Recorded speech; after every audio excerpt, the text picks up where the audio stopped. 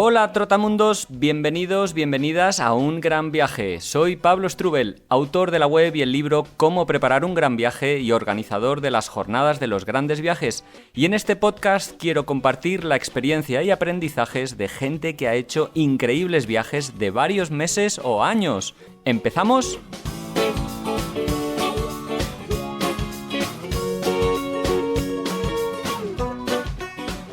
Hola, ¿qué tal? ¿Cómo estás? Bueno, espero que muy bien, con ganas de irte de viaje a Latinoamérica, que es donde nos vamos en este nuevo podcast de Un Gran Viaje. Espero que hayas tenido una buena semana, que los podcasts anteriores te estén gustando y que en este que hemos grabado con Íñigo Arozarena y Laura Vivas, pues te entusiasme tanto como otros, porque la temática se las trae. Vamos a salivar mucho, creo, escuchando el viaje de esta pareja de un año por Latinoamérica, porque tuvo un hilo conductor que fue la gastronomía. Y esto es una cosa que le ha hecho muy diferente a otros viajes que en ocasiones se hacen y que me ha parecido muy llamativo. Por eso me ha encantado conversar con Íñigo y con Laura, porque ellos plantearon el viaje, bueno, fue un poco traumático o terapéutico este gran viaje después del fallecimiento de varios familiares y decidieron, bueno, que querían tomarse un descanso, romper con la vida que llevaban. Íñigo era cocinero, trabajaba en gastronomía, como Laura, que también era crítica gastronómica y demás. Y bueno, decidieron tomarse un año para desconectar, pensar, relajarse, romper con la rutina, pero no se olvidaron de lo que era su verdadera pasión, que era la gastronomía, el cocinar, la comida, probar sabores, disfrutar de algo que es la cultura de cada uno de los países. Y entonces el hilo conductor o lo que buscaron en cada país fue mezclarse con la gente en los mercados, cocinar, aprender platos locales, descubrir historias relacionadas con el mundo de la gastronomía. Y en el caso de Íñigo, por ejemplo, pues también enseñar cocina española en escuelas de gastronomía, hacer algún stage en restaurantes, también pues un poco para financiar ese viaje y esos gastos que fueron teniendo a lo largo de un año. Un viaje que les llevó a conocer Uruguay, Argentina, Bolivia, Perú, Ecuador, Colombia y México finalmente, donde acabó un poquito menos de un año después de arrancar, y ha sido un viaje que les ha encantado, les ha fascinado, les ha cambiado la vida, un viaje del que exprimieron y sacaron todo lo que buscaban en él y que a la vuelta les ha permitido pues dar un giro o reencarar su vida personal y profesional de una manera que más les satisface y que se ajusta mejor a su nuevo ritmo vital y expectativas. Espero que os guste la entrevista, en la que siempre pues hablamos un poco de los antecedentes, del regreso, de cómo ha sido, pero también, y ese es el núcleo central, de las experiencias, algunas anécdotas de las cuales son para poner los pelos de punta, y otras pues para darnos mucha envidia también. Así que bueno, os dejo con la entrevista ya mismo, espero que la disfrutéis mucho, como digo siempre. Si es así, os agradezco mucho que lo compartáis en vuestras redes sociales, que le des al like o pongáis un comentario, que todo eso es gratis y a mí me ayuda un montón. Pero si de verdad podéis hacer un poquito más y apoyar económicamente a este podcast para garantizar que se sustente en el tiempo y que el trabajo que yo llevo a cabo pues tenga una retribución, porque al final creo que estoy ofreciéndoos entretenimiento, pasión, ilusión, en fin, si veis que podéis colaborar desde 1,99 € al mes, la plataforma iVoox o la plataforma Patreon son los dos lugares en los que puedes, tener ese detallito conmigo. No es más que 1,99 €, que es hoy en día un café en la ciudad de Madrid prácticamente, y a mí me ayuda mucho desde el punto de vista emocional y evidentemente desde el punto de vista económico. En la descripción de este podcast te indico cómo puedes hacerlo. Hay un enlace a ungranviaje.org donde se indica cómo es. Si ya eres escuchante en iVoox es muy fácil, no tienes más que ir a mi perfil y darle al botón de apoyar, y si prefieres hacerlo en Patreon, pues patreon.com/ungranviaje. Ahí puedes hacerlo si me escuchas desde Spotify, Apple Podcast o de cualquier otra plataforma de podcast que hay. Venga, que no me enrollo más, que me miraréis mal, que estaréis pensando otra vez el Pablito con la chapa esta. Pero bueno, me parece importante decirlo, recordároslo y informar a los oyentes que seáis nuevos y nuevas. Venga, disfrutad mucho de la entrevista. ¡Hasta pronto! Hola Íñigo, hola Laura, ¿qué tal? ¿Cómo estáis? Hola, muy bien. ¿Qué tal, Pablo? ¿Cómo estás? Pues un placer de conversar con vosotros, yo desde la furgoneta, y aunque somos vecinos en Madrid, pues bueno, al final por la diferencia de horarios que teníamos y compatibilidades e incompatibilidades, pues nada, estamos grabando en distancia, aunque seguro que vamos a quedar un día de estos a comer bien, porque estoy aquí hoy hablando con un cocinero y con una crítica gastronómica, ni más ni menos, con lo cual lo que se dice comer, seguro que en vuestra compañía se come muy bien. Oye, hoy se cumple, o estos días se ha cumplido un año desde vuestro regreso, que fue a finales de noviembre de 2022, y me gustaría empezar un poquito por el final y preguntaros un poco, tras este año ya, habéis vuelto hace un año, ¿cómo son vuestras sensaciones? ¿Qué tal fue el regreso? Bueno, ¿cómo es un poco... ¿Cómo contempláis este viaje después, eso, de un año de haber vuelto ya? Pues fíjate, Pablo, que hace 3 días, el sábado pasado, recordamos que cumplimos un año de haber vuelto y nos pusimos a conversar sobre el tema y brindamos por ello, ¿no? Porque el resumen es que fue un viaje maravilloso. A día de hoy lo recordamos como que una de las grandes experiencias de nuestras vidas, a pesar de que el regreso fue agridulce. ¿Sí? Porque resulta que yo tuve problemas de salud en el último tramo del viaje. Empecé con un cuadro de vértigo muy fuerte cuando estábamos en Colombia y ya luego seguí en México. Entonces nosotros tuvimos que adelantar un poquito el regreso porque ya yo me estaba sintiendo bastante mal. Entonces, para mí en el momento fue muy, muy, muy frustrante el hecho de tener que regresar así en esas circunstancias, ¿no? Porque para mí era un gran sueño hacer el viaje y obviamente le afectaba también a Íñigo. Pero a día de hoy lo recuerdo, y ya estoy bien de salud, a día de hoy lo recuerdo como que, bueno, la vida es así, la vida a veces te presenta dificultades y lo más sensato es adaptarse a las circunstancias. Entonces nos adaptamos, regresamos, pero lo que yo recuerdo del viaje de forma global es que fue una experiencia maravillosa con vértigo incluido y todo. El hecho de volver, ¿cómo fue el volver a esa rutina, el volver a encontrar trabajo? Porque tú, Íñigo, eras cocinero y tú, Laura, pues te dedicabas a trabajar como redactora. ¿Cómo fue esa vuelta a la, llamémosle, normalidad? Bueno, en mi caso, digamos que también el viaje me ha cambiado respecto incluso al trabajo. Yo he tenido durante 15, 16 años mi propio restaurante, entonces es verdad que también el viaje fue como un parón a toda esa, digamos, dinámica de lo que es un autónomo en hostelería que es bastante dura. Yo quería romper con eso y el viaje fue como una forma de volver a aprender o de sentir de otra forma mi trabajo, ¿no? Y cuando he vuelto, pues me he dedicado un poco a una de las cosas que yo estuve haciendo durante el viaje, que es dar cursos de cocina, dar charlas de gastronomía española en este caso, que ahora la estoy aplicando desde el caso contrario. Estoy de jefe de cocina de una escuela y pues muchas de las cosas que he aprendido durante este viaje pues las he adaptado a la vuelta. Entonces, digamos que no me he vuelto a meter en dinámica, sino que he dado un giro a mi carrera, digamos. ¿Lo tuviste claro cuando estabas volviendo, digamos, o cuando a medida que iba el viaje ya tenías claro esos proyectos, o surgieron un poco cuando aterrizaste y pensaste, bueno, ¿ahora qué? Bueno, sí tenía claro que no quería volver a lo mismo, eso sí, eso siempre. Mi proyecto, digamos, era pues dar clases de cocina, asesorar a restaurantes y hacer cenas privadas, que digamos que eran los 3 puntos en que yo estuve trabajando durante el viaje.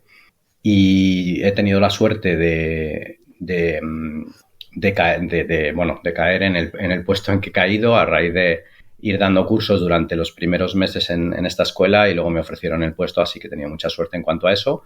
Y luego he estado asesorando a un par de restaurantes y he continuado con mis cenas. Entonces, sí tenía claro que no quería volver a montar mi negocio y a pasar, pues yo qué sé, 6 días a la semana durante 10 o 12 horas todos los días en un negocio, porque durante el viaje sí me di cuenta que me estaba perdiendo muchas cosas de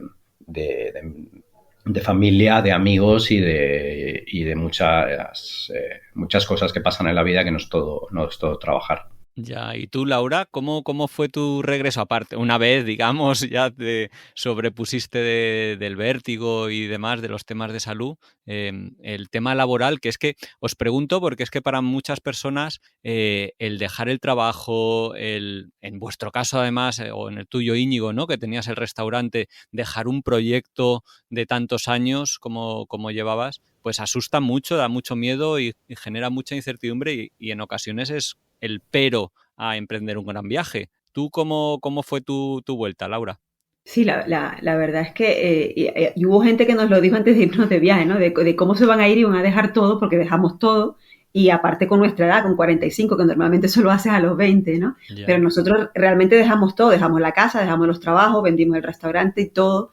En el viaje continuamos haciendo cosas de trabajo. Yo tenía un cliente aquí para el que sigo escribiendo artículos gastronómicos, pero eran poquitos clientes. Y ya cuando volví, claro, yo he retomado mi vida laboral de forma paulatina. De hecho, la estoy retomando del todo ahora estos últimos meses del año por el tema de salud, ¿no?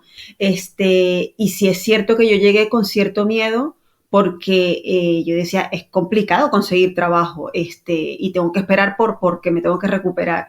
Y sí pasé por momentos de incertidumbre que me generaban miedo durante los primeros meses de este año 2023, pensando, me va a costar conseguir trabajo, pero fuimos muy conscientes del riesgo que estábamos tomando cuando decidimos dejar todo e irnos de viaje. O sea, fue una decisión muy a conciencia.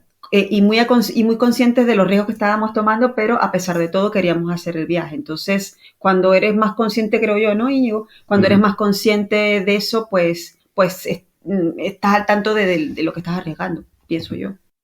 Tal y como lo comentáis, me estoy dando cuenta que esto, yo creo que no fue una decisión de la noche a la mañana, un calentón que os dio, porque No. precisamente para traspasar o vender un restaurante, dejar la casa, el coche, en fin, todo lo que conlleva un viaje de esta envergadura, ¿cómo surgió la idea? Quiero decir, ¿cómo fue el proceso ese de decir, oye, ¿y si hacemos un viaje así hasta que lo lleváis a cabo? Pues mira, quizá nosotros por nuestro trabajo precisamente, o particularmente por el mío, que yo cerraba todos los meses de agosto, un mes entero, y todos los años pues hacíamos un viaje, o bueno, un pequeño gran viaje de un mes, ¿no? Por diferentes países, pues un poco, pues alquilábamos un coche o tal, depende, pues Croacia, Italia, y esta idea surgió 2018, yo creo, en Tailandia. En la isla Pipi. Buen lugar para tomar decisiones. Tomando una cerveza, o sea, tengo la imagen y yo me acuerdo que en mi caso surgía porque yo me sentía muy estancado como cocinero. Y en cambio en Tailandia, pues durante un mes, yo veía cosas que me abrieron mucho la cabeza y dije, yo creo que tengo que vender el restaurante y viajar para volver a abrir la mente, para aprender, para volver a crear platos y a sentirme cocinero. Y en mi caso, eso fue, digamos, un poco el empujón, pero fíjate que estamos hablando de 3 años antes. Claro, pasó por en medio el COVID y pasaron por en medio muchas situaciones familiares que nos retrasaron el viaje. Sí, en mi caso fue una cuestión bastante personal. En 2018 ya había muerto mi mamá. Yo perdí a mis padres en un periodo de un año, en 2017, y luego a finales de 2018 mi papá. Entonces, no sé, como que vivir la muerte tan de cerca y ver la brevedad de la vida a mí me hizo replantearme muchas cosas, ¿no? Y yo quería viajar desde hace mucho tiempo. Entonces, dije, pues si no lo hacemos ahora, no lo vamos a hacer nunca. Entonces, esa fue la gran motivación en mi caso. Y en el caso de Íñigo también, porque Íñigo luego en 2020, después de la pandemia, perdió a su papá.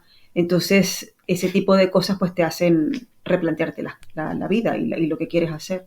Sí, sí, no postergar las decisiones a un futuro que de repente es incierto y como decís, ¿no? Que la vida al final es que se nos escurre de las manos, pasa más rápido de lo que pensamos y tal vez a veces nos quedamos con esa espinita clavada. Oye, ¿cuántos años de relación llevabais, si no es indiscreción? Porque ya habíais viajado mucho juntos y, digamos, eso lo teníais superado. ¿O os inquietaba un poco qué iba a ser de vosotros como pareja viajera? Porque es un reto diferente. A día de hoy llevamos 20 años de relación, entonces ya llevábamos... No, en el viaje cumplimos mayoría de edad, cumplimos 18 años de relación Exacto. durante el viaje. Ajá. Bueno, Entonces ya llevamos unos cuantos. Yo creo que ya estaba... Sí. Hombre, nos podríamos haber matado los dos durante el viaje, pero creo que teníamos más o menos la idea de que podríamos viajar juntos. Sí. Oye, algo que me llama mucho la atención de vuestro viaje es que decidís eso, vender el negocio, la casa, coche, en fin, dejarlo todo, como se dice, temporalmente, y os lanzáis a la carretera, pero con un proyecto, se podría decir, en mente, con una idea en mente, ¿no? Que era todo relacionado con la gastronomía. ¿Por qué optáis por esto? Y que me gustaría que me explicarais un poquito con qué filosofía viajera partís, en vez de simplemente, ir a disfrutar de las playas y de pasarlo bien y digamos, viajar por simplemente viajar, porque además le metisteis un componente gastronómico a esto. Bueno, creo que ahí primero hay un componente de aprendizaje por mi parte, pero también por parte de los dos también un componente económico. Teníamos claro que si queríamos aguantar un año viajando, íbamos con un presupuesto bajo, pensábamos más o menos en un presupuesto de 30 euros al día, para que te hagas una idea, donde incluíamos alojamiento, transporte, comida y todo. Entonces, si queríamos no tirar demasiado de ahorros, teníamos que ir ingresando dinero. Entonces, la forma de Laura de ingresar dinero, pues era ofreciendo diferentes textos de las cosas que íbamos haciendo del viaje. Y en mi caso, pues, pese a que los dos primeros países del viaje, luego me imagino que ya hablaremos de ello, que son Argentina y Uruguay, no los consideraba tan gastronómicos y me los tomé un poco de vacaciones. A partir de ahí, pues me ofrecía a las asociaciones de chef, a las embajadas españolas de los países, pues para dar cursos, para dar charlas, para dar cenas, pero por ese componente económico, ¿vale? Luego también es verdad que también hacía prácticas, digamos, en algunos restaurantes sin ganar dinero, también por aprender. Entonces, en mi caso, pues era una doble vertiente, aprender y al mismo tiempo enseñar lo que es la gastronomía española. Y pues eso, por un poco por el tema económico, pero también un poco por el tema de volver a enriquecerme y de volver a aprender lo máximo posible de cocina, que al final creo que los cocineros todo el día tenemos que estar aprendiendo cosas nuevas y descubriendo cosas. Luego también pasa que a los dos nos encanta comer, más allá de que yo sea redactora gastronómica y él sea cocinero. Nos encanta comer, entonces la gastronomía siempre forma parte de nuestros viajes. Cuando hemos ido a Croacia, a Italia, a Portugal, a Tailandia, siempre conocer lo que comen allí y las costumbres gastronómicas allí es que me parece básico porque forma parte de la cultura de cada sociedad. Entonces, siempre estamos buscando eso y de forma natural. Entonces, aquí ya salió como también de forma como un recurso laboral para los dos, porque yo también escribí reportajes para revistas de acá estando allá. Oye, ¿comer mal en un viaje para vosotros lo puede arruinar? ¿Le resta disfrute? Hombre, arruinar no, porque cada viaje tiene su parte, yo creo que cada viaje cada país tiene un encanto y tiene su elemento maravilloso, pero sí puede cambiarte la percepción. Para mí sí, cambiar la percepción sí lo puede lograr, que no nos guste tanto la comida. ¿Y a ti, Íñigo? Bueno, yo es que creo que comer mal en un viaje es complicado. O sea, sinceramente, creo que si uno busca bien y ojo, que nosotros íbamos, como te digo, en un presupuesto muy barato, no hace falta gastarse mucho dinero para comer bien. A ver, si hay muchos días durante el viaje que comimos muy mal por circunstancias, lógicamente, pero pero yo creo que es difícil comer mal en un viaje si le buscas el punto gastronómico al viaje. O sea, si te informas un poquito de ver dónde hay que comer o qué es lo que hay que comer. Yo, fíjate, estaba más que pensando, es verdad que no, tal vez comer mal no era la palabra más idónea, pero sí que hay países, yo ahora estaba pensando en el viaje, Iciar y yo estuvimos viajando un año por África y, oye, nos costó comer bien, ¿no? Aunque era comida local y hecha en el mercado, pero al final era comida muy básica, muy de subsistencia, ¿no? Muy poco enriquecida. Y entonces sí, hay países, o en Asia Central, cuando lo conocí por primera vez, eran muchos guisos de carne, pesados, claro, comida muy adaptada al lugar en el que estás, ¿no? Pues montaña, ganaderos, pues eso, guisotes pesados. Y comí mal, pero... Claro, es verdad que al final hay que saber adaptarse a eso, buscar dónde se come bien, sea cual sea la comida, ¿no? Que cada uno forma parte de nuestra cultura o de las culturas de los países que visitamos. Sí, forma parte del viaje. O sea, puede que uno vayamos a un país y no nos guste la gastronomía en términos generales de ese país, pero forma parte, igual vas a los lugares de ese país y puede que no te gusten o puede que no te guste cómo nos trate la gente. O sea, es como que forma parte del viaje, de los componentes de un país a la hora de conocerlo, desde mi punto de vista. Sí, a mí, por ejemplo, en este tema de la comida, me pasó que claro, como te decía al principio, nuestros 2 primeros viajes fueron Uruguay y Argentina.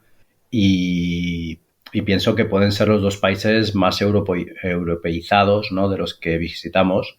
Entonces recuerdo que cuando pasamos la frontera de Argentina a Bolivia, nos metimos en un mercado en Tupiza, creo que se llamaba la ciudad. En el mercado de Tupiza, sí. Y claro, el mercado era una cosa que yo creo que debimos ser los primeros turistas en meterse allí en mucho tiempo. Y cuando yo entré en ese mercado dije, esto es lo que yo estaba buscando en el viaje. O sea, fue como decir, no, esto es lo que yo quiero, ¿no? Comer en el típico mercado auténtico donde come la gente de allí, donde come, o sea, que vas a comer la comida real y tal. Por supuesto, al día siguiente, que llegué con tanta emoción que me tomé un zumo de los que había en una botella de plástico de 5 litros y al día siguiente estaba con una diarrea tremenda, claro. Pero claro, eso es lo que yo buscaba, no lo de la diarrea, sino lo del mercado, lo que yo buscaba antes de ese viaje, no digamos gastronómicamente. Entonces, creo que al final sí, hay que... yo pienso que la gastronomía es cultura y al final hay que entrar en la cultura de cada sitio y de cada país. Entonces, creo que es parte fundamental en nuestro caso, de nuestro viaje. ¿Por qué elegisteis América? No lo hemos dicho, no hemos entrado en la ruta todavía, ¿no? Sí que habéis mencionado que estuvisteis empezando por Uruguay, luego Argentina y llegasteis hasta México, esto lo iremos hablando, pero ¿por qué fue el continente sudamericano, bueno, americano en realidad el elegido?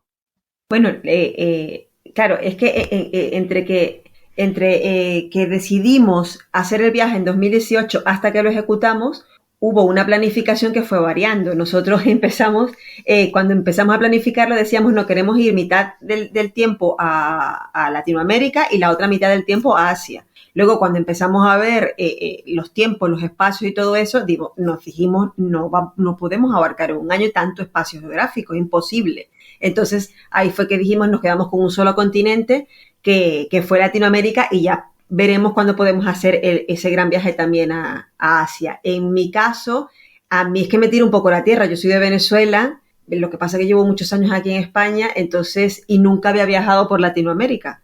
Entonces tenía curiosidad también de conocer el resto de países o la mayor parte del resto de países de mi continente. Y luego que gastronómicamente hablando es bastante interesante. Me parecía bastante interesante previo al viaje, ahora más todavía. ¿En tu caso, Íñigo? Bueno, un poco también lo mismo. Yo tenía ganas de hacer un viaje, me apetecía mucho Asia también, es verdad que... Nos sigue apeteciendo. Que nos sigue apeteciendo. También es verdad que cuando arrancamos el viaje lo hicimos en una época todavía muy, muy fastidiada de COVID. De hecho, la última semana antes de irnos estaba todo el brote en España de Omicron y tuvimos que pasar un test de COVID en el cual prácticamente ni nos pudimos despedir de nuestros amigos porque no nos queríamos cruzar con mucha gente para echar para atrás el viaje. Y en esa época Asia tenía muchísimos países todavía cerrados. Entonces, eso fue lo que digamos que nos inclinó también mucho por Latinoamérica. Y luego el tema del viaje pues surgió un poco.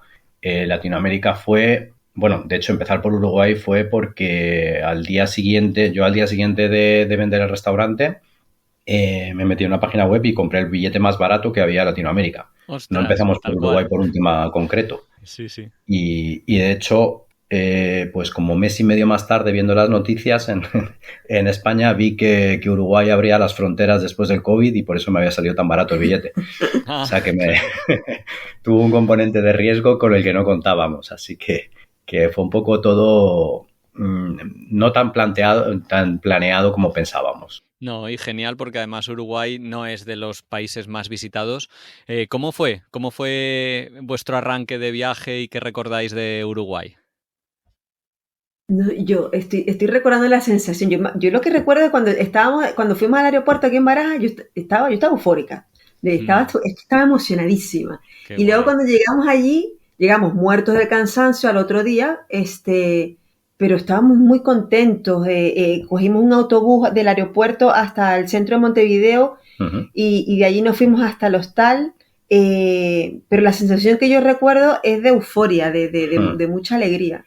Es lo que más recuerdo ahora. Yo, por ejemplo, pienso que nosotros fuimos un 30 de diciembre, no, un 2 de enero. Ajá. 2 de enero, sí. Sí. Y para que te hagas una idea, pues 2 horas antes de tener que estar en el aeropuerto, entregamos la llave de nuestra casa, ¡Oh! nos fuimos con mi coche al aeropuerto y se lo entregamos a la persona en el aeropuerto a la que le habíamos vendido el coche. O sea, fue todo... ¡Ostras! ¡Vaya coordinación! Dios Sí, mío! sí. Eso es hilar Como- fino, ¿eh? Fue como todo hasta el último momento. Entonces, en el momento que estábamos entregando las maletas, fue como no sé... Se está emocionando Íñigo, Pablo. Sí. Perdona, ¿eh? Bueno, el desprendimiento, ¿no? Sí, Una sí, liberación. decir, ¡Jo! sí, como decir, al final, oye, que al final sí que nos vamos, ¿no? Entonces fue Sí. como tal. Y luego en sí en Uruguay, Uruguay es verdad que no lo recorrimos tanto como otros países. Estuvimos solo en 13 días creo que fue. sí, en Montevideo, ¿cómo se llama el sitio de playa? Ay, ahora Punta se del me Este. olvidó. No, el otro, el que es más hippie. Cabo Polonio. Cabo Polonio. Oh, qué Parece en que haya Cabo estado, Polonio pero no he estado Sí. todavía en Uruguay. Pues es precioso Uruguay. En Cabo Polonio y en Colonia del Sacramento. Entonces, en Cabo Polonio, yo me quedo de Uruguay porque en Cabo Polonio descubrí lo que es el váter seco. Sí.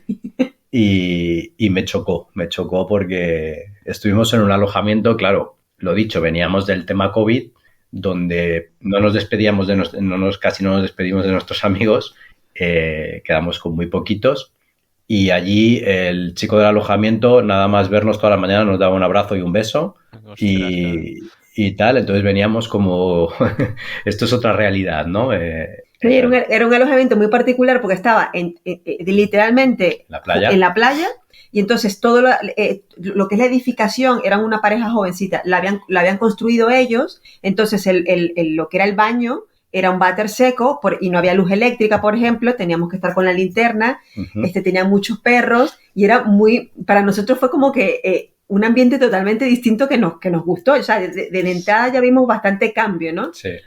Aparte del viaje en sí, de cómo vivían ellos. sí, muy salvaje, ¿no? En la Sí, buena pero fue acepción muy de la chulo, palabra. fue muy chulo. Sí.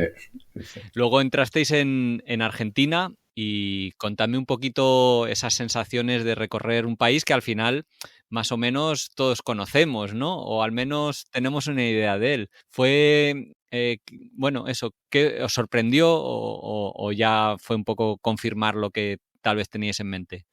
Bueno, Pablo, es que en Argentina estuvimos 2 meses, es un país Oh, grandísimo, vastísimo, y nos faltó por conocer, a pesar de los 2 meses, porque es que es demasiado territorio. El detalle fue que nosotros cruzamos en ferry de Colonia Sacramento hasta Buenos Aires, y a los pocos días nos diagnosticaron con COVID y nos tuvimos que encerrar. vaya. Entonces, El comienzo fue un poquito accidentado, la verdad. Menos mal que Íñigo, bueno, aquí tengo que decir que Íñigo era el que planificaba todos los alojamientos porque yo soy súper vaga para eso y a él le encanta planificar, ¿no? Entonces, menos mal que en Buenos Aires habíamos encontrado un apartamento a muy buen precio junto a la calle Corrientes, entonces estábamos los dos solos, era un apartamento alquilado. Y claro, cuando nos diagnostican con COVID nos tuvimos que encerrar en el apartamento 15 días, menos mal que yo tengo una sobrina que vive allí, que fue la que nos llevó comida, pero el comienzo fue accidentado. Sí. Y bueno, Argentina, pues a mí, claro, como europeo como europeo me chocaban las distancias. De hecho, yo me quedo con la anécdota, digamos, de uno de los pocos vuelos que cogimos durante el viaje, que fue desde Iguazú hasta Calafate, que yo estuve calculando y era una distancia de Madrid-Helsinki. Claro, luego todo ese trayecto bajamos hasta Calafate y de ahí fuimos a la frontera de Bolivia, entonces todo ese trayecto fue el que luego poco a poco fuimos haciendo en autobús. Entonces es que digamos que nos cruzamos la amplitud casi de toda Europa durante los 2 siguientes meses. O sea, es un país tan grande que con unas diferencias tanto culturales como de paisajes y de todo enormes. Es una cosa brutal, la verdad. ¿Son tan carnívoros como parece o supisteis encontrar platos que os sorprendieran que no llevaran carne? Porque ahí cuando hablas con un argentino, el asado, bueno, también los uruguayos, ¿no? Pero como que todo es carne. Sí, o sea, ahí por ejemplo en Buenos Aires queríamos buscar algo de pescado porque queríamos comer algo de pescado y fue imposible, porque te das una idea. Entonces era imposible, lo único que había era tiendas de pescado congelado, de tal, pero no podías comprar pescado fresco en ningún lado. Sí, es curioso que con toda la costa que tienen no comen mucho pescado. E incluso sí comimos un día en un sitio de costa que creo que era en Comodoro Rivadavia, creo que fue. En un chiringuito en la playa conseguimos comer una vez pescado, pero te estoy hablando, claro, de 2 meses de viaje. Entonces, sí llama mucho la atención. Y luego, sí es verdad que pudimos vivir todo el tema de la tradición que tienen para el asado. Nos invitaron varias veces y la verdad eso sí es bonito. O sea, sí es bonito como... A mí no me gusta cómo hacen la carne, todo hay que decirlo, los argentinos me matarán. Pero la tradición sí es bonito como se reúnen durante un buen rato mientras preparan la carne, mientras está no sé qué de charla alrededor de la mesa y demás. Eso me gustó mucho. Sí. Oye, en el norte de Argentina, en Iguazú, ahí estuvisteis colaborando con una organización, Los Invisibles de Iguazú, que se llama. Me gustaría que me contarais un poquito de esta actividad, que no sé si también teníais en mente, bueno, pues eso, colaborar con asociaciones, ONGs, o cómo surgió esta iniciativa y en qué consistía. Bueno, en este caso surgió porque meses antes, planificando el viaje, yo conocí esta asociación que lleva a Joan, que es de Un Mundo en Bicicleta, y me llamó mucho la atención. Entonces me puse en contacto con él, le pregunté cómo era exactamente lo que pasaba allí y demás. Y no sé, era una cosa que a mí me apetecía mucho. Queríamos ir a Iguazú, lógicamente por conocer las cataratas y tal, pero luego nos dimos cuenta que Iguazú tiene 2 realidades completamente distintas. La parte de las cataratas con todos los hoteles de resort alrededor y demás, que es todo lujo, pero luego te vas 10 kilómetros más allá al pueblo la ciudad al pueblo de Iguazú, y es de una pobreza tremenda. Pero es que lo que pusimos en contacto con Joan, y Joan nos puso en contacto con la persona que llevaba allí todo el tema con Ricardo, con toda la persona que lleva, un chico argentino de unos 60 años, que dedica su vida únicamente a hacer comida en su casa y todos los días repartirla por los barrios más desfavorecidos de Iguazú, que lo que nos llamaba la atención es que vivían en vertederos y que no tenían agua. Joder. Entonces, dices, joder, es que estás a 15 kilómetros de las cataratas de Iguazú y el problema del pueblo de Iguazú es que el pueblo de Iguazú no tiene agua. Entonces, estuvimos allí una semana con Ricardo, íbamos todos los días a cocinar con él y luego nos íbamos a los barrios a repartir comida. Y claro, lo que te contaba él, que al final yo estaba intentando seguir colaborando con ellos desde aquí, pero es que realmente el problema que tienen allí no es que tú les repartas comida un día, porque al final es una persona la que te cocina y la que puede ir a repartir para 50 o 60 personas cada día. El problema que quieren hacer ellos es crear una infraestructura para que esos chicos aprendan un oficio, para que esos chicos puedan ganarse la vida de aquí a un futuro. Y claro, y para eso es verdad que tienen muchas trabas. Entonces, lo que está haciendo Ricardo y Joan es tratar de crear una ONG. Yo estoy tratando de ayudar desde aquí para crear esa infraestructura. Entonces, es muy complicado, la verdad. Sí, ir más allá de lo que es el satisfacer una necesidad evidente, ¿no? A base de, bueno, dando formación, intentar que prospere la comunidad y no deja de resultar increíble, ¿no? Eso que decías de estar en uno de los sitios, yo creo que es el sitio más turístico, debe ser, de toda América, después de Machu Picchu, y que no repercuta, ¿no? A nivel social bueno, en quien no esté estrictamente en el sector turístico, que esto es algo que desgraciadamente pasa en muchísimos lugares. Y a nosotros... Sí, de hecho, la mayor queja de Ricardo era esa, que él decía, aquí esta zona entra muchísimo dinero por el turismo de las cataratas, pero no se invierte aquí. Entonces él se quejaba de un sistema centralizado, que bueno, no nos vamos a meter en política, pero era su mayor queja. Yo lo veía como que los típicos contrastes que existen en Latinoamérica, porque lamentablemente en nuestros países es así. Bueno, entrasteis en Bolivia, que ahí antes has mencionado, Íñigo, que fue uno de los países que ya nada más cruzar la frontera ya como que te hizo tener más vidilla, ¿no? Seguramente más indígena, más apegado a las tradiciones. No sé qué recuerdo tenéis de ese país, que me parece recordar que era uno de los que más os había gustado.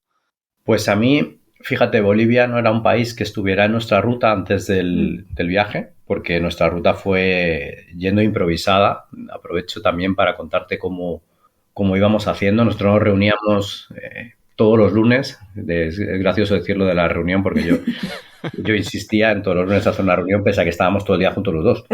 Sí. Entonces, los lunes hacíamos una reunión económica para ver cómo llevábamos los gastos de cada semana y para ver qué íbamos a hacer la semana siguiente. Eso es una maravilla. O sea, lo de no saber qué vas a hacer la semana siguiente, eso es una maravilla del viaje. Y entonces nuestra idea era subir Argentina y Chile y ir subiendo por Chile, pero como teníamos que ir haciendo test de COVID cada vez que pasábamos la frontera, decidimos obviar Chile y pasar de Argentina a Bolivia directamente. Yeah. Entonces la verdad es que Bolivia para mí fue el mayor descubrimiento del viaje, o sea, fue un país que a mí me enamoró, sé que voy a volver. Me encantó Uyuni, me encantó La Paz, me encantó Sucre. Y fue un país donde nos acogieron, donde creo que tuvimos el mayor contacto con gente en el viaje.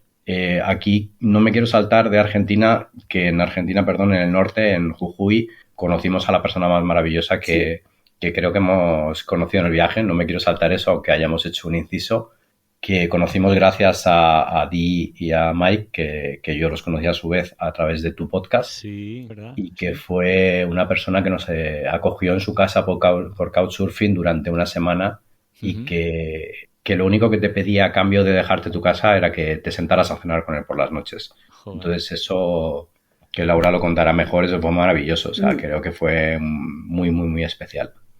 Sí, bueno, es que nosotros, aquí nos estamos desviando de tu pregunta.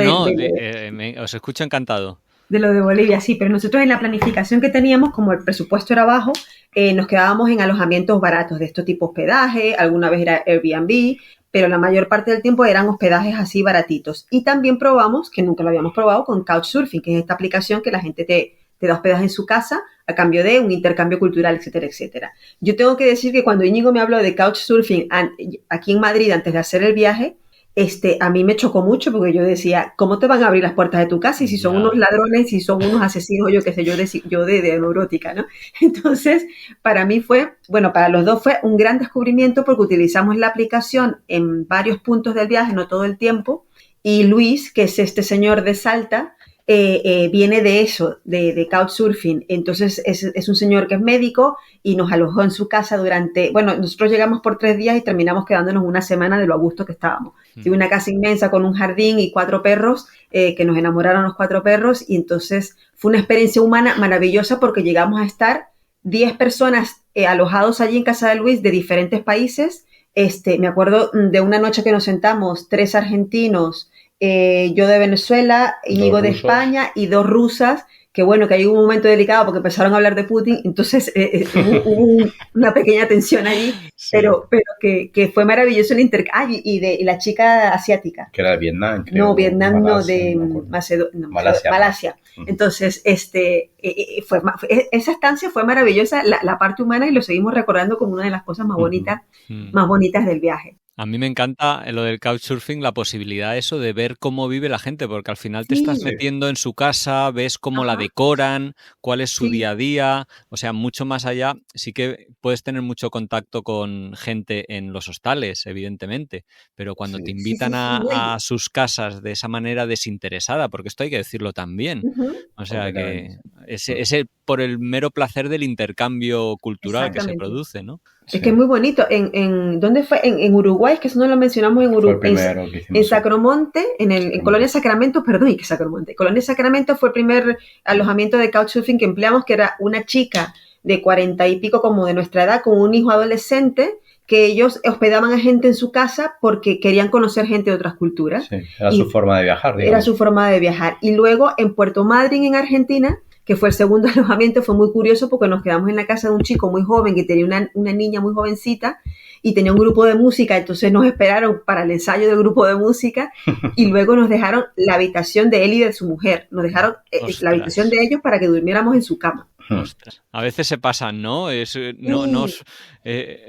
veces puede ser un poco casi violento, ¿no? De tanta generosidad que dices, oye, no, si yo no pretendo importunar, ¿no? Pero no, que no. En el caso de la casa de Luis, de Jujuy, nos pasó una anécdota muy graciosa porque, claro, como te decía, lo único que te pedía Luis era que estuvieras a la hora de cenar con él. Era una persona que se acababa de quedar viudo. Entonces tenía ese punto de soledad, digamos, pero que lo trataba de cumplir con la gente que íbamos, ¿no? Uh-huh. Entonces yo todos los días, claro, era mi papel hacer la comida, lógicamente, ¿no? Entonces me acuerdo que esto estaba un poco separado del centro y yo me iba corriendo todos los días a un pueblo que había como a 4 kilómetros a hacer una compra y volvía con la compra corriendo, ¿no? Entonces un día le iba a hacer salmorejo, entonces compré unos tomates y te puedes imaginar cómo llegaron los tomates, llegaron ya con el salmorejo hecho, ¿no? Entonces cuando Luis vio que me vio aparecer con la mochila con los tomates completamente chorreando de sudor y tal, al día siguiente me dijo, mira, esto no lo he hecho con nadie, pero por favor cógete las llaves del coche y vete a comprar en coche. Entonces yo iba con el coche de él para todos lados. O sea, es gente que te abre todo que te da todo lo que tiene para que tú te sientas contento en su casa. Y es verdad que el momento que nos fuimos de allí fue un poco duro, porque la verdad es que nos dio tanto que fue un momento... O sea, siempre hay momentos duros en las despedidas en el viaje, pero ese fue la verdad es que bastante... Bueno, Pablo, y hace como 4 días nos envió un mensaje que tenía unos hospedados en su casa de Madrid, y entonces estaba hablando de Madrid y habló de nosotros. Qué bueno. De hecho, justo os iba a preguntar si en general o con algunas personas en particular mantenéis el contacto después del viaje, porque esto es lo bueno de Latinoamérica, ¿no? La profundidad de las relaciones que se pueden hacer gracias al idioma. ¿Seguís en contacto con gente que ya hayáis conocido? Sí, hace un mes y medio, bueno, en este verano, no me acuerdo exactamente hace cuánto, estuvieron unos chicos, ya retomamos Bolivia. En Bolivia a mí me salió mucho trabajo y precisamente en el primer sitio donde yo di un curso de cocina, que les debo mucho a ellos porque ahora estoy trabajando de eso, fue en un restaurante donde una parejita en Sucre nos dio la posibilidad de estar 4 días dando charlas de cocina en su restaurante y fue nuestro primer trabajo mi primer trabajo, mejor dicho, durante el viaje. Y esos chicos vinieron hace un par de meses a Madrid, tal, venían con una compañía de danza de Bolivia y primero estaban alojados con la compañía y los últimos días se quedaron aquí en casa y pues nada, estuvimos cenando por ahí con ellos y tal. Y la verdad es que sí, que yo creo que es la parte más importante del viaje, ¿no? La gente que conoces, creo que es fundamental. Y yo me acuerdo que con Paolo, sobre todo, que es el cocinero, yo sabía cuando me iba de Sucre que le iba a volver a ver. Hay gente con la que, pese a que tienes tantos kilómetros de distancia, sientes que la vas a volver a ver seguro. Uh-huh. Oye, ¿los cursos que dabas eran de cocina española o de de qué eran? Sí, claro. Normalmente los gestionábamos a través de la asociación de chefs de cada país, entonces era un poco enseñarles la gastronomía española a los chefs de allí. Buenísimo. Entonces sí, lógicamente eran de cocina española. ¿Cuáles eran los platos o que tú ofrecías o que suscitaban más interés? Pues mira, te voy a decir una cosa que yo siempre repito ahora en mis cursos, que nosotros creemos que la gastronomía española es conocida en todo el mundo y demás, y creo que nada más lejos de la realidad. Creo que la gente fuera de España conoce la tortilla de patatas, conoce la paella y la conoce mal, porque piensa que la paella es de mariscos, y si tú preguntas y el jamón, pero si tú te preguntas en una escuela de Quito a los alumnos de la escuela cuántos platos de cocina española conocen, no te sacan entre todos 5. Entonces, lo que más interés tenía, la paella y la tortilla de patata. Y luego a partir de ahí, pues ya tú tenías que dar a conocer lo demás. Bueno, y una anécdota de eso es que la tortilla de patatas en Latinoamérica comen el huevo muy hecho. Entonces la tortilla medio hecha no les gustaba. Ya, claro. Ahí que esté jugosa, no les convencía. No. Oye, Laura, ¿y tú los artículos de gastronomía que ibas haciendo, de qué hablabas en ellos? ¿O cómo surgían? Sí, yo seguí trabajando, yo trabajo para un portal gastronómico que se llama Culinary desde 2020 y yo seguí trabajando con ellos. Y continúo trabajando con ellos, pero son temas gastronómicos que no tienen que ver con Latinoamérica. En cuanto a Latinoamérica, yo fui contactando con medios, sobre todo aquí, por el tema de que me pagan en euros y me salía más rentable, contactaba aquí y les iba haciendo algunos artículos. Por ejemplo, la revista, no sé si la conoces, de Club de Gourmets, a ellos les hice un reportaje sobre Uruguay. Hice un reportaje sobre un recorrido gastronómico por Uruguay en general. Entonces yo iba de lo que iba conociendo, obviamente, y luego iba investigando un poco por internet sobre la historia o elementos específicos de la comida del país en sí. O, por ejemplo, me pasó que eso fue muy chulo para mí la experiencia. Para esa misma revista escribí un reportaje sobre Bogotá gastronómica, porque en Colombia se está dando un movimiento de alta cocina muy interesante actualmente.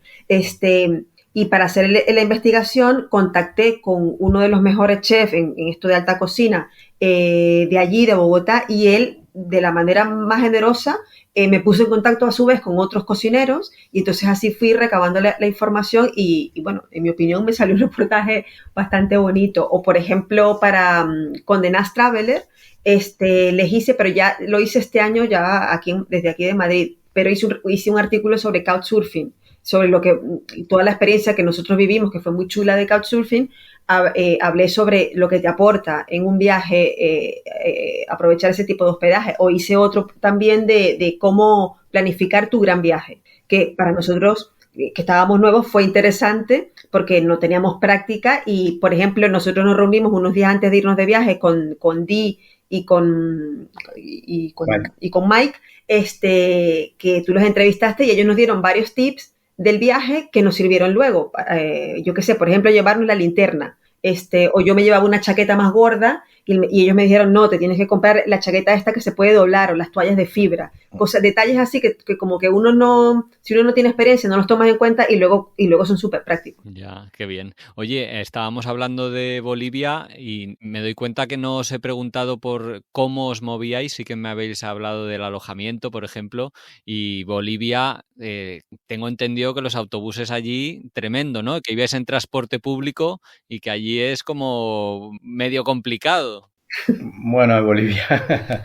Bolivia es verdad que es un país que al final te tienes que acostumbrar a él, ¿no? Entonces, una de las cosas más graciosas de los autobuses, nosotros el 90% del viaje lo hicimos en autobús. Del viaje me refiero de todo el viaje del año.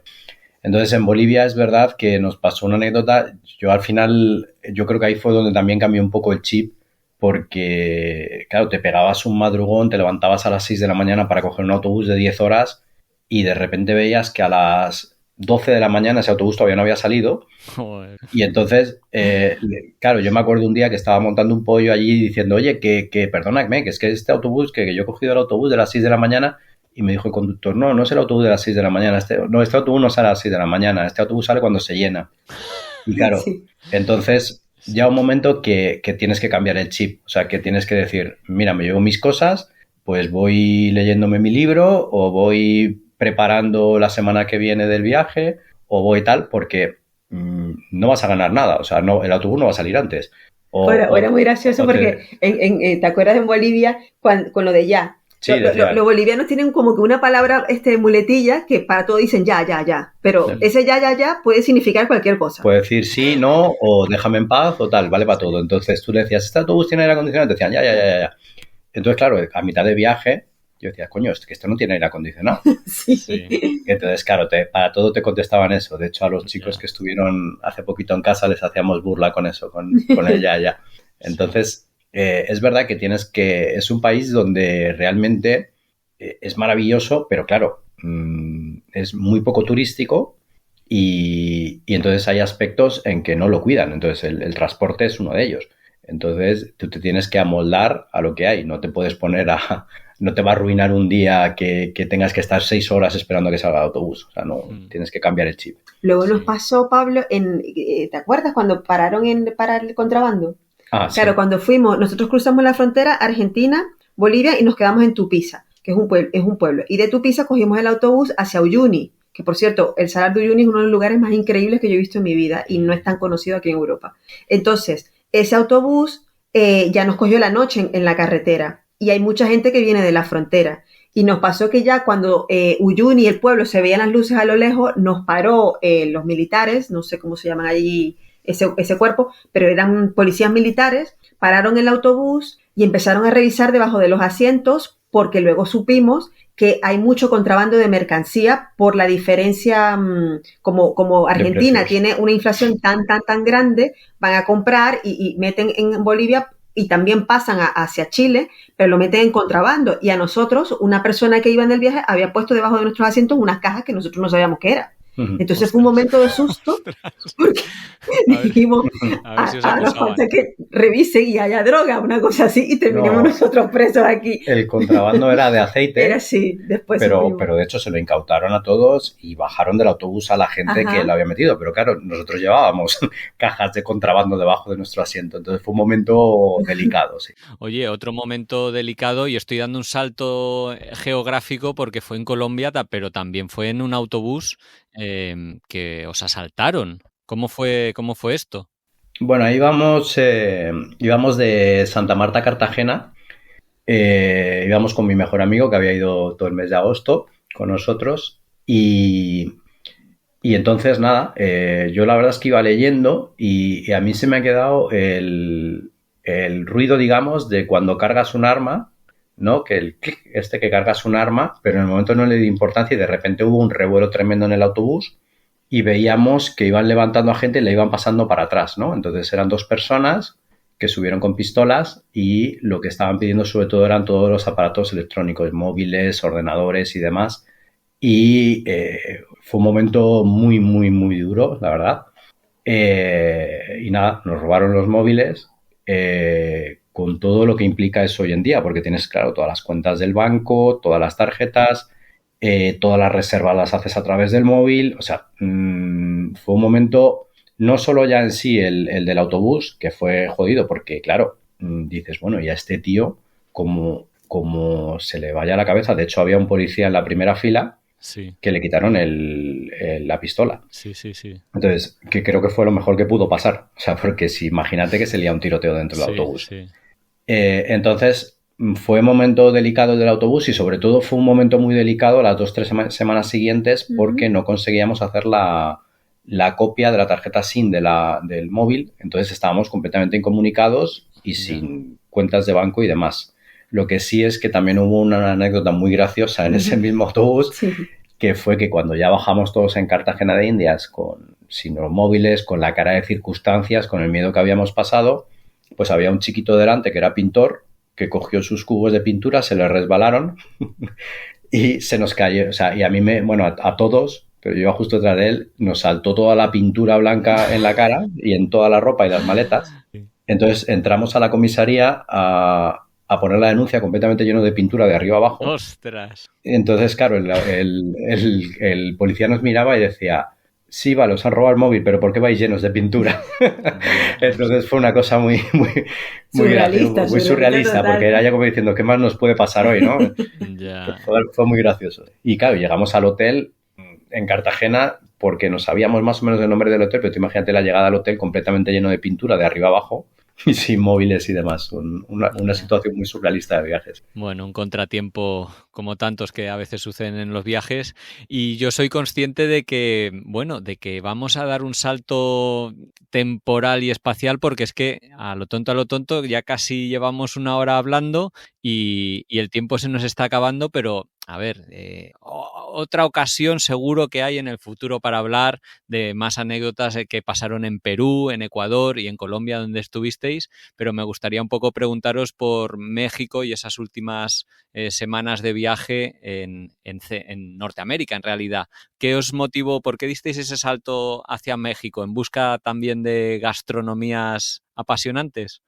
Bueno, en mi caso, no solo de gastronomía, es que a mí México, no sé por qué, me ha producido, yo nunca había ido a México, y me producía una fascinación desde hace muchos años. Entonces, para mí México era como que el cierre maravilloso del viaje, porque es que era conocer México. Y entonces, y de paso, para dejarle tiempo a Íñigo que hable también, conocimos México, un cachito de México, porque el país es inmenso y nosotros estuvimos solamente en parte del sur y Ciudad de México, que es el centro. Pero también pudimos disfrutar, que para mí ha sido una de las grandes experiencias de viaje, pasar el Día de Muertos en Oaxaca, que es una fiesta maravillosa, pero lo digo en mayúscula, porque ellos celebran la muerte, los mexicanos celebran la muerte, hacen una fiesta de la muerte, y me pareció súper especial haber pasado esas fiestas allí en Oaxaca, que es preciosa. ¿Estuvisteis con alguna familia o directamente ese Día de Muertos se puede disfrutar acompañando es algo muy público?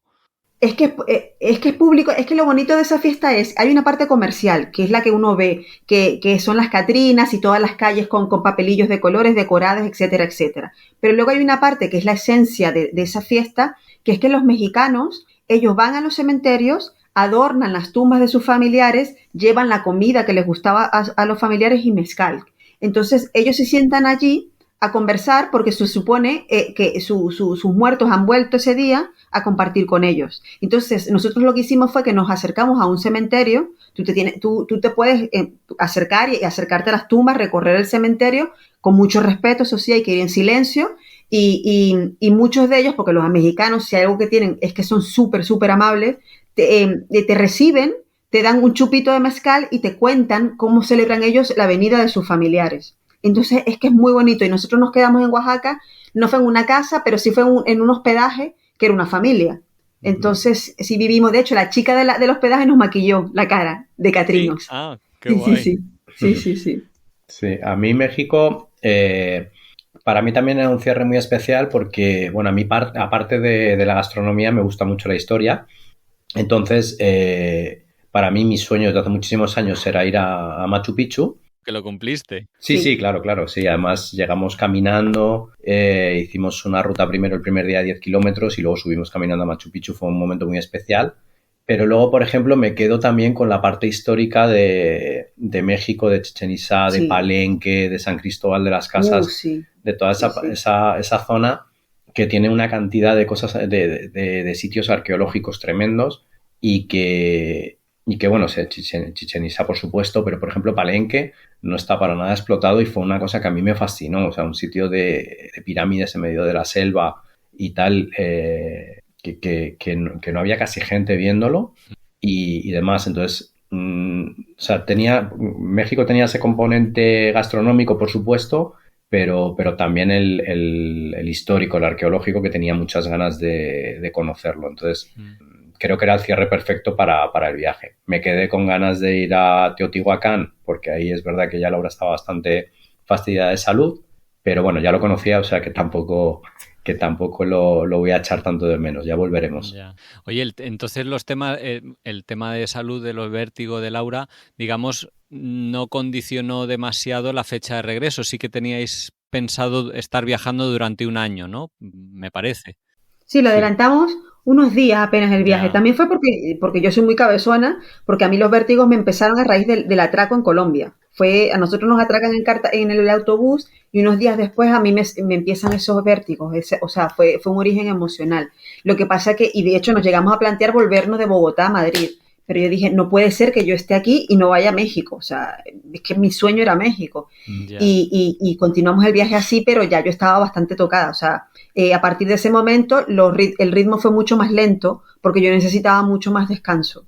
Oye, ¿y visitar Venezuela no estaba en los planes o como ya lo conocíais, preferisteis dejarlo para otra ocasión?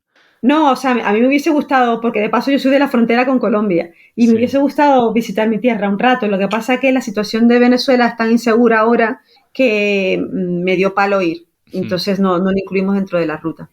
Bueno, esperemos que mejore Sí, pronto y que haya cambios para, sobre todo, bueno, es que Venezuela es el país con la mayor diáspora en el mundo en estos momentos, si no sí, me equivoco. O sea, es una sí, situación el 10% de la población ha emigrado. Estamos en todos lados. dramática Ujú, la que se vive sí, ahí. sí. En fin, no querría dejar de preguntaros que habéis mencionado, Íñigo, que tú estás dando cursos de cocina y si no te importa compartir pues dónde los haces, porque tal vez alguien quiera animarse a participar en ellos y Laura, tú también que nos cuentes dónde escribes para poder leerte y si tenéis redes sociales o algo, pues para continuar un poco viajando con vuestros aprendizajes que habéis tenido. Pues yo estoy dando cursos de cocina en una escuela de cocina que se llama Punto, que está en Chueca, en Madrid. Ahora mismo estoy de jefe de cocina allí y luego, pues aparte hago cursos, por supuesto cuando hay de los de cocina latinoamericana me tocan siempre a mí, los de peruana, los de mexicana y tal, pero también tienen curso de cocina española, tailandesa, de todo, ¿no? Y luego aparte hacemos unas cenas privadas, cenas clandestinas que trato de hacer un menú degustación donde voy adaptando todos los platos que voy haciendo, pues realmente los voy adaptando mucho a mis viajes. Y las redes sociales de ellos son con los 5 sentidos gastro. Ahí Ujú. vamos anunciándolas y demás. Y poco más. Sí, bueno, también hacemos las cenas Friki Basket. Son cenas Ah, temáticas de baloncesto que llevamos mucho tiempo Friki haciéndolas. Basket. Sí. sí. Sí, las comenzamos con el restaurante que teníamos antes, las paramos durante el viaje y este año las retomamos. Entonces son cenas donde gente muy friki del básquet precisamente se sienta con un menú de degustación y un invitado relacionado con el baloncesto, a hablar y a comer y a hablar sobre baloncesto toda la noche. Eso lo seguimos haciendo. Yo por mi parte, bueno, estoy trabajando en una tienda como encargada en una tienda bueno, es de vajilla portuguesa, no tiene nada que ver con redacción, y aparte sigo escribiendo para Sculinari, que es un portal gastronómico de cursos online.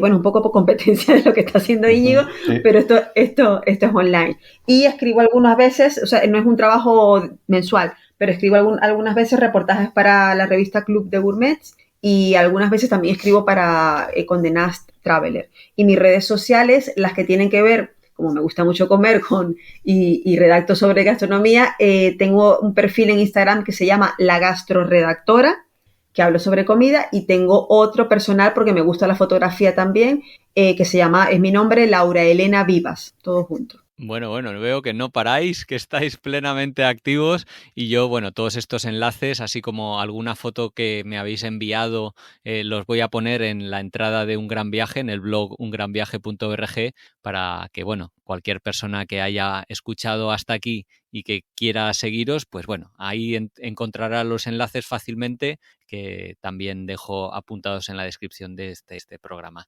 Íñigo, Laura, pues ha sido de verdad un placer conversar con vosotros. Seguro que pensáis como yo que se han quedado 1001 cosas en el tintero, pero me ha encantado hacer esta primera aproximación a vuestro viaje, hablar de cocina, de anécdotas, de problemillas y de momentazos de vuestro viaje, y muchísimas gracias por la sinceridad y por haber querido participar en los podcasts de Un Gran Viaje. Pues muchas gracias a ti por la invitación. A mí me ha encantado porque ha sido una bonita manera de recordar muchas cosas del viaje. Me he disfrutado mucho. Muchas gracias, Pablo. Nada, yo sabes que estaba deseando. Y nada, tenemos pendientes tomarnos por aquí un café o una cañita por el barrio y conocernos en persona. Sí. Claro que sí. O igual una cena de esas clandestinas, que ya me ha apuntado la página web para tenerla bien fichada, que a Iciar también le apasiona la comida y seguro que son unos momentazos increíbles. Venga, un saludo y nos vemos pronto. Un abrazo. Fuerte.